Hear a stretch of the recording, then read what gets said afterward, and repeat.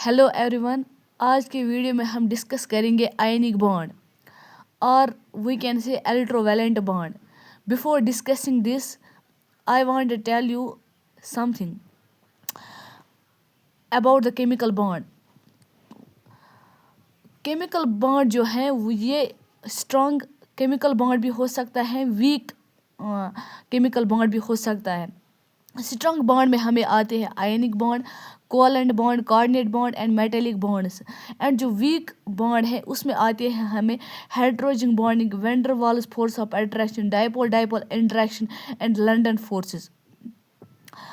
अगर हम देखेंगे जो ये स्ट्रॉन्ग बॉन्ड है ये क्या है, यूजुअली किस वजह से स्ट्रॉन्ग होता है।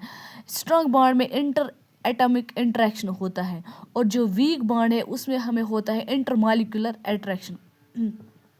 और हम इस वजह से भी कह सकते हैं कि जो स्ट्रॉन्ग बॉन्ड है इसमें अगर हमें 42 किलो कैलोरी से ज़्यादा एनर्जी लगी, 42 किलो जूल पर मोल से ज़्यादा एनर्जी लगी बॉन्ड बनने में या बॉन्ड तोड़ने में, तो हम उसको कहते हैं ये स्ट्रॉन्ग बॉन्ड है।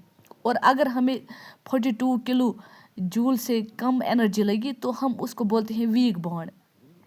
So now we will discuss ionic bond or we can say electrovalent bond.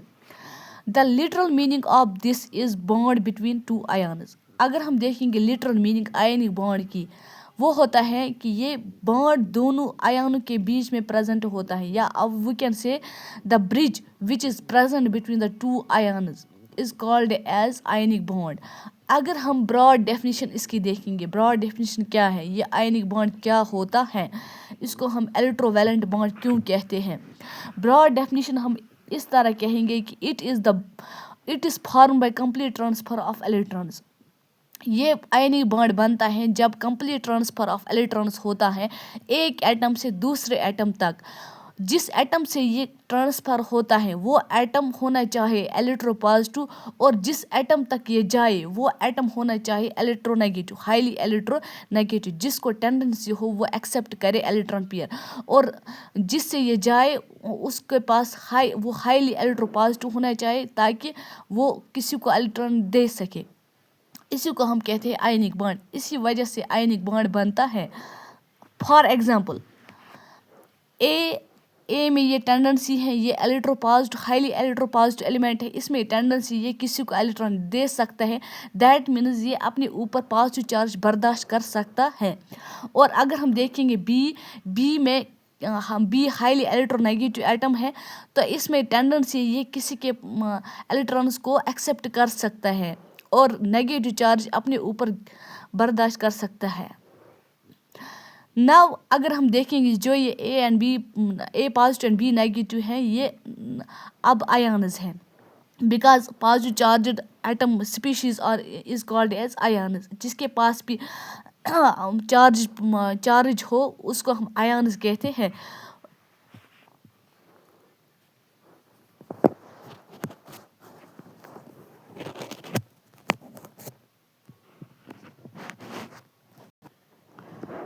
नव ये जो A positive and B negative ions हैं ये आयन्स है, because charged particle species is known as ions, because there is electrostatic interaction between the two atoms and form the A B.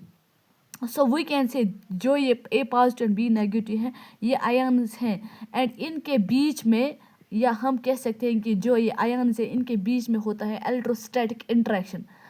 दो atoms के दरमियान electrostatic interaction होता है due two charges, जो इनके पास चार्जेस प्रेजेंट होते हैं उसकी वजह से इलेक्ट्रोस्टैटिक इंटरेक्शन होता है। आप लोगों ने पढ़ा होगा ये 12th में इलेक्ट्रोस्टैटिक्स फिजिक्स में।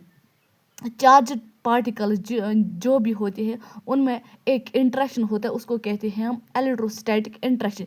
यही इंटरेक्शन यहाँ पर भी होगा इन दो एटम्स के दरमियान जिसके पास भी चार्ज होगा। For example A positive plus B negative gives us A B, और जो ये बॉन्ड इनके दरमियान होगा ये आयनिक बॉन्ड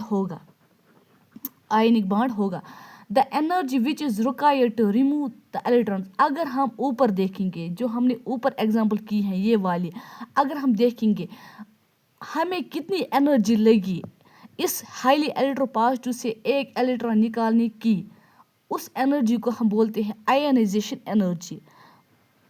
उस एनर्जी को हम बोलते हैं आयोनाइजेशन एनर्जी। हमें कितनी एनर्जी लगी एक इलेक्ट्रॉन को रिमूव करने में एक हाईली इलेक्ट्रोपॉजिटिव एटम से, उसको हम कहते हैं आयोनाइजेशन एनर्जी।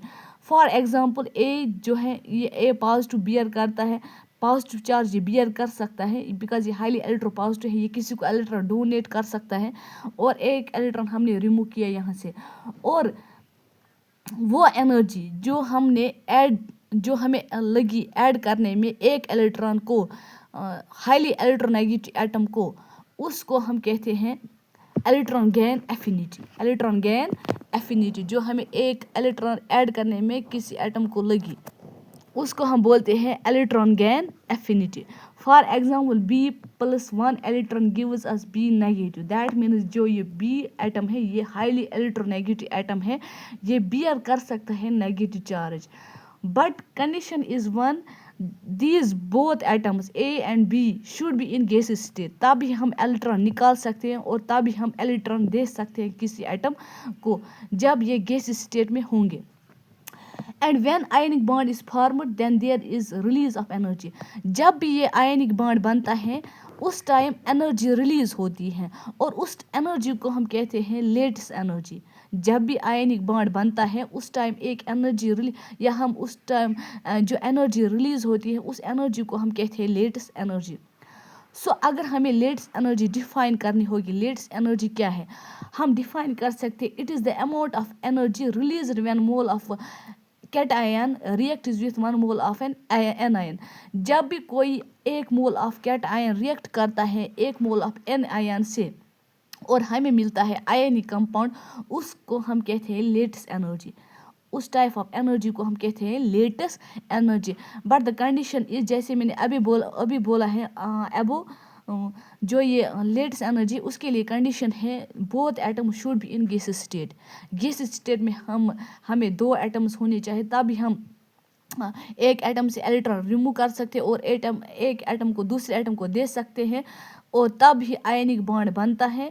और जब आयनिक बॉन्ड बनता है तब रिलीज होती है एनर्जी, उस एनर्जी को कहते हैं हम latest energy.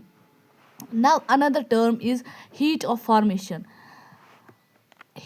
Gases latest energy में हमें गैस स्टेट कंडीशन होनी चाहिए, मतलब 2 एटम जो हैं ये गैस स्टेट में होनी चाहिए, तभी हम कह सकते हैं जो ये लेटेस्ट एनर्जी, उस टर्म को हम कह सकते हैं लेटेस्ट एनर्जी।